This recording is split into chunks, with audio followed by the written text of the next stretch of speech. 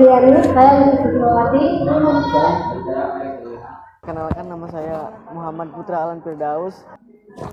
Tujuan wawancara. Tujuan kami dalam wawancara tersebut adalah untuk mengetahui pengaruh kemajuan dari ilmu pengetahuan dan teknologi terhadap negara dalam bingkai Bhinneka Tunggal Ika. Kami ingin mengetahui sejauh apa perkembangan iptek di bidang keamanan daerah. Alasan kami memilih aspek keamanan adalah untuk mengetahui sejauh mana perkembangan ilmu, pengetahuan dan teknologi digunakan pada keamanan setempat. Seperti Polsek Curug Bitung, kami ingin mengetahui juga apakah pengaruh iptek sudah dapat dirasakan di bidang keamanan. Identifikasi salah satu melalui wawancara dengan salah satu polisi di Polsek Curug Bitung. Kami mengetahui bahwasannya terdapat banyak sekali dampak positif dari iptek di bidang keamanan. Contohnya, memudahkan dalam penyelidikan seperti halnya jikalau ada pencurian yang terekam dalam CCTV, kita dapat dengan mudah mendapatkan bukti pencurian tersebut. Walaupun demikian, Polsek hanya memberikan penanganan pertama dan iptek penanganan pertama dan iptek belum terlalu banyak dipakai. Ini mungkin menunjukkan bahwa potensi pemanfaatan iptek belum sepenuhnya dimaksimalkan dalam konteks keamanan setempat. Dalam hal ini mungkin ada peluang untuk mengintegrasikan lebih banyaknya iptek untuk meningkatkan kapasitas penanganan dan respon terhadap kejadian keamanan. Menurut Pak Firman, pada wawancara yang dilakukan hari Senin tanggal 4 Maret 2024, pengaruh iptek juga dapat terlihat melalui pemanfaatan teknologi pemantauan serta adanya ketersediaan platform teknologi untuk berbagi informasi antar lembaga keamanan. Namun hal tersebut masih belum dapat diterapkan di Polsek Curug Bitung, melainkan sudah diterapkan di Polres, Polda, dan Mabes. Sejauh ini, pengaruh ilmu pengetahuan dan teknologi di bidang keamanan nampak baik dan berdampak positif bagi petugas karena memudahkan dalam proses penyidikan dan menjaga keamanan publik. Sayangnya, teknologi iptek tersebut masih belum dapat mencakup daerah kecil. Adapun pengaruh negatif yang Pak Firman jelaskan saat mewawancara adalah di mana banyak sekali pihak-pihak yang menggunakan teknologi demi menyebarkan suatu berita yang tidak diintegrasi. Faktanya di mana banyak oknum yang menguploadkan suatu berita yang tidak jelas pula kronologinya. Hal inilah yang kemudian menjadi kecemasan bagi masyarakat karena banyaknya berita hoaks yang beredar.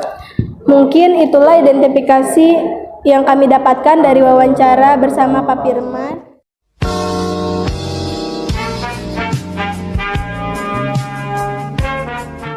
Selamat siang Bapak. Kalau boleh tahu Bapak namanya siapa?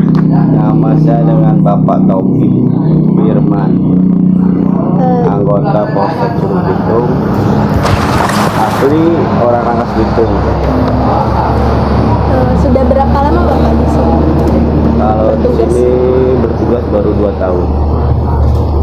Di sini izin mengajukan pertanyaan ya Bapak tentang iptek di bidang keamanan pada Polsek Curug Bitung ini.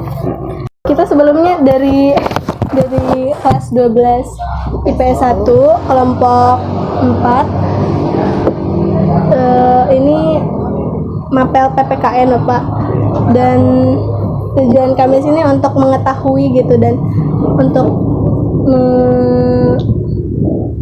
mengetahui serta juga menganalisis, mengidentifikasi persoalan iptek di bidang keamanan ini dengan Bapak.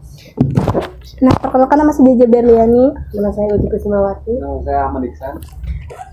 Boleh masuk ke pertanyaan pertama, Pak? Boleh. Oke, pertanyaan pertama. Bagaimana Bapak memastikan bahwa seluruh personel polisi memiliki pemahaman yang memadai dalam menggunakan teknologi keamanan terkini? Dari segi kayak komputer, kan itu kan keamanan ya. Iya. Kayak untuk basis elektrik itu semuanya. Kedepannya jadi biar belajar lagi, jadi lebih meningkat untuk kayak suruh anak itu untuk komputer itu semua biar bisa semua. Untuk masalah keamanan iptek Keamanan yang terkini, teknologi terkini.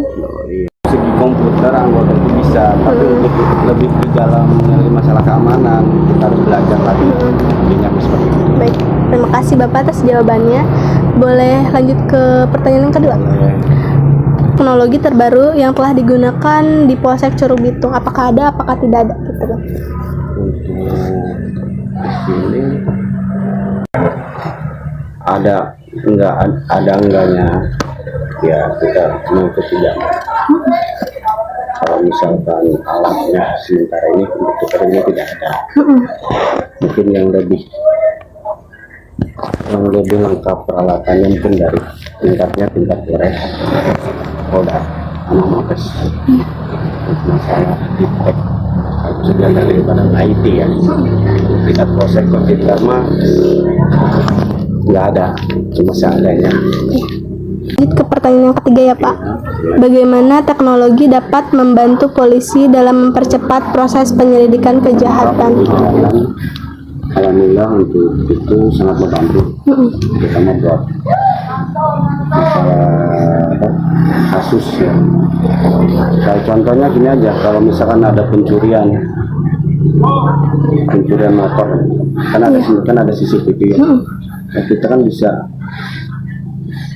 menebak orang itu ciri-cirinya, dari tinggi badannya, ini dari dia seginya, dari dia berapa orang, dan itu kan bisa kan kita buat jadi bahan buat video itu, buat bahan bukti gitu.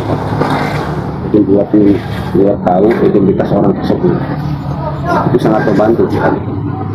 Baik, terima kasih. Lanjut ke pertanyaan yang keempat ya Pak, yang terakhir.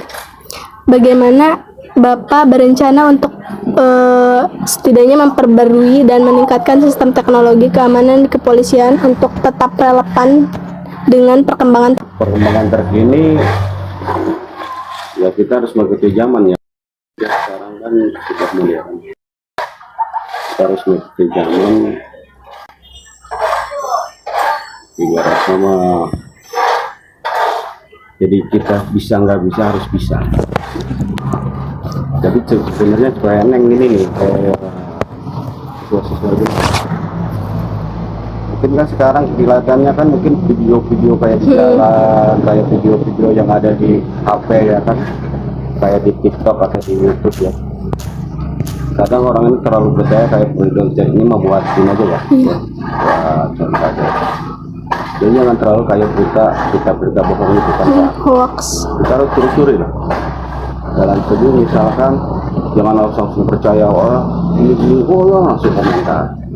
Contohnya gini nih, kayaknya ada kejadian di jalan, ada tabrakan, langsung kan live upload, ya kan upload kan, pasti tanya sama ada yang berkomentar di sini, itu kejadiannya apa, kan nggak bisa jawab ya. Nah jadi kalau bisa sebelum kita ngupload atau kita ibarat live, jadi intinya kita cari tahu dulu ini ada masalahnya apa dulu ya. Pas misalkan pas ada yang menanyakan di komentar, kolom komentar, kita kan bisa menjawab ya kan gitu. Jadi kalau misalkan ada berita yang kita belum jelas, kita telusuri dulu yang baru. Terima kasih Bapak atas jawaban dari pertanyaan-pertanyaan kami. Mungkin kayak gitu aja ya Bapak, kami nanti bakal menyimpulkan dari wawancara ini. Terima kasih juga telah berkesempatan buat ngejawab walaupun mungkin jadwalnya padat atau gimana. Kasih ya Bapak. Kalau bisa jawab saya jawab, kalau enggak jawab. Itu aja ya. Itulah hasil dari wawancara kami dan identifikasi dari persoalan wawancara yang telah kami lakukan. Mungkin kurang lebihnya mohon maaf. Wassalamualaikum warahmatullahi wabarakatuh.